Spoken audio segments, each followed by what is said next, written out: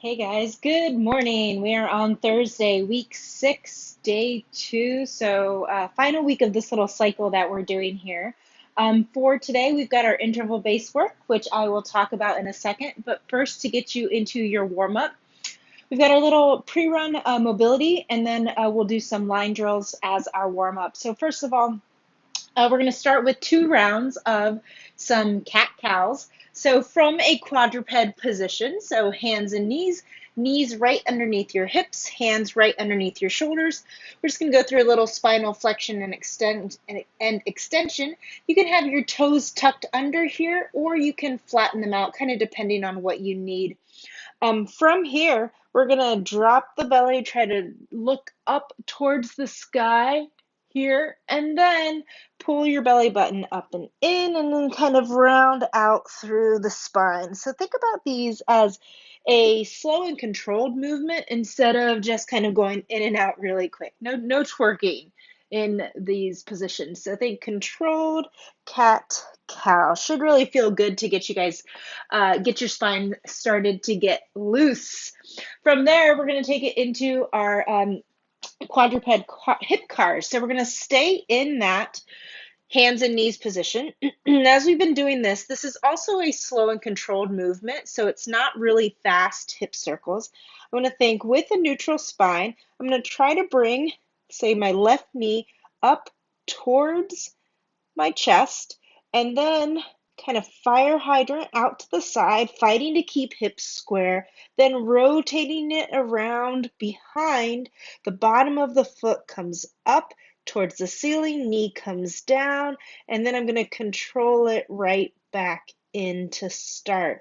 So that is one. I'm going to continue through in that same slow and controlled movement for 4 reps in one direction, and then I'm going to switch. So switching directions, but keeping hips neutral, rotating, coming out, up and in, and then back, right?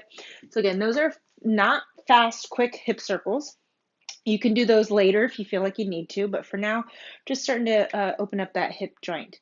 So 4 in each direction on both sides there. And then finally, we're going to do our shin box flow. So with this, feet are going to be wider than shoulder width here.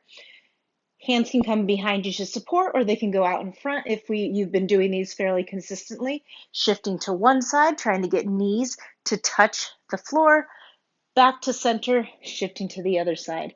As you are familiar with it, you can absolutely support you here to do that, and you can even come up to a bridge position here, squeezing your glutes at the top, pushing hips forward, gets a little bit more aggressive stretch there. So we're doing 4 on each side of those as well. So your warm-up, your kind of pre-run mobility work is going to be 2 rounds through of those cat-cows, 4 reps, cat-cows, 4 reps of the hip cars, and then 4 reps each of the shin box flow. When you're done with that, if you're moving outside, we're going to get started into our line drills. So for our line drills today, I'd like to see you guys start with walking, just walking on your tiptoes. So as we done in class, show me those sexy calves. So you're going to walk on your tiptoes for about 10 to 15 meters. Then after that, we're going to walk on our heels. So you guys have done that before, right? Toes straight up, just on your heels. When we're done with that, we'll take it to the outside of your feet. So here, hands start to get really funky on this one, but walking on the outside of your feet, and then we're going to walk on the inside. This is where your hands really often have a mind of their own. Knees might start to come in a little bit, but that's okay for this. We're not under a really dynamic load, so that is fine. So that's how you're starting your line drills there, just to start to waken up your feet. Then when we're done with that, we're going to take it into the same similar line drills that we have been seeing. So first are the bunny hops. So staying on the balls of your feet, you're then going to lean forward. That lean forward is the momentum that is going to propel you to get your 10 to 15 meters. So that's the first drill.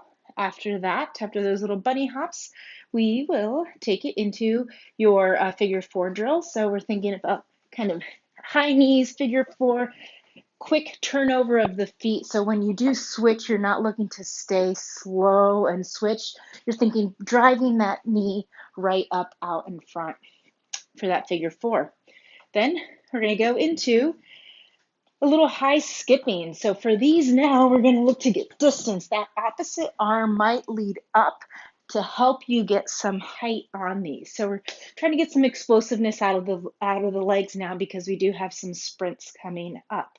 So you're going into kind of the sprinting, or not the sprinting, the skipping is what the word that I'm trying to think of. So you're doing some high skips for about 10 to 15 meters. Then we'll finish out with some karaoke. So as we've been doing, one foot in front of the other. You can start out slow as you get your mechanics of it, and then maybe you're speeding it up. Then if you're feeling good still, maybe the last thing we can go into to get more explosiveness out of the legs, broad jumps. So arms come back behind, jumping, landing soft, resetting before your next one, right?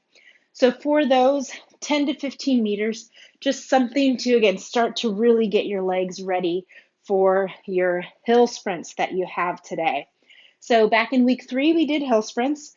We did 6 of them. We're doing the same amount today, 6 total for about a 30-second work period. Your rest will be the time that it takes you to walk back slowly to your start position. If you did these in week 3, you should know kind of how your body responded. If you did 4 of them and they were really consistent, but then the last 2 totally fell off, then maybe your work period is going to be a little bit shorter today, maybe just 20 seconds of work with the goal of trying to stay consistent in all that 20-second of work. So meaning that you're hitting the same distance each time.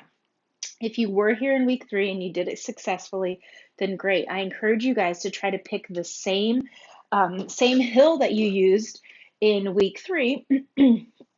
Maybe your distance, though, is going to be a little bit further than you did in week 3. So still trying to see if you can get a little bit better, or if all of those 6 sets are legitimately consistent in your intensity. For the first set, use the first set to build up intensity. So you're definitely not looking to go all out on that first hill sprint. Your legs will immediately give you some feedback that that is not what you should be doing, but let's not even go there. So use that first set to ramp up the intensity to get a feeling for what you've got left. And then the final 5 sets, we're looking to be consistent. So same intensity throughout, not where you're going, and then all of a sudden you're going to have to rest 5 minutes instead of the 2 minutes that it took you to walk down. All right, so 6 total sets, 30 seconds, where you're going to power uphill. Your rest is going to be your walk back to your start position. To cool down with a 3 to 5 minute walk afterwards, and then we'll go through some accumulating at least 10 minutes in a world's greatest stretch. One foot out in front. Back knee can come down or can be extended straight out. I like the straight leg just to get a little bit more stretch through that opposite hip flexor. Right elbow comes down, and then I can rotate out. So holding for a count or 2 at each end range. You can totally let that knee drop down too, maybe even untuck that toe to reach a little deeper into the stretch before you rotate out. Point here is to hunt around and find what your body needs. Every body, literally every body is a little bit different, so find what you need. So we're going to do some on each side here. World's greatest stretch. When you're done with that, our next thing is our runner's stretch. So keeping your knee down, keeping your hips high, you're then going to shift back, flex that toe towards your face to get a stretch here. Once you're here too, you could even add a little windshield wiper action on that front foot to just kind of turn it side to side, see how that feels. That might waken up your hamstrings a little bit more. So hunt around there. You can always come up off tension if it ends up being too much, and then sink back into it. After that, we're going to go from a standing position into a figure 4 stretch. So I think I'll turn from the side. One foot is going to come up onto the opposite knee, and then from here, find your balance. You can sink back into it. Maybe even adding a little bit of assist by pushing down into that stretch, come up to standing, and then you can switch sides, right? So we're going into that for our stretches, and final stretch is our calf march. So from a tall plank position, piking hips up, and then alternating which heel you drive towards the mat. So that is your work today. On those stretches there at the end, we're looking to accumulate 10 minutes. If you've got more time, definitely feel free to spend more time in it. If you've got a foam roller, that's a little bonus action there too. I'd love to see that. On Sunday, we've got our 5K retest. So be ready for that. Hope you guys have a good one. As always, stay safe. Most likely you're wearing a mask by this point, as has been recommended. Know that nasal breathing won't quite happen with these hill sprints, but maybe that's actually a challenge for you. I'd love to see that too. If instead of pushing the pace, you're going to focus on staying nasal breathing through all these hill sprints, that is definitely a bonus challenge. So I'm game. All right, guys, see you Sunday.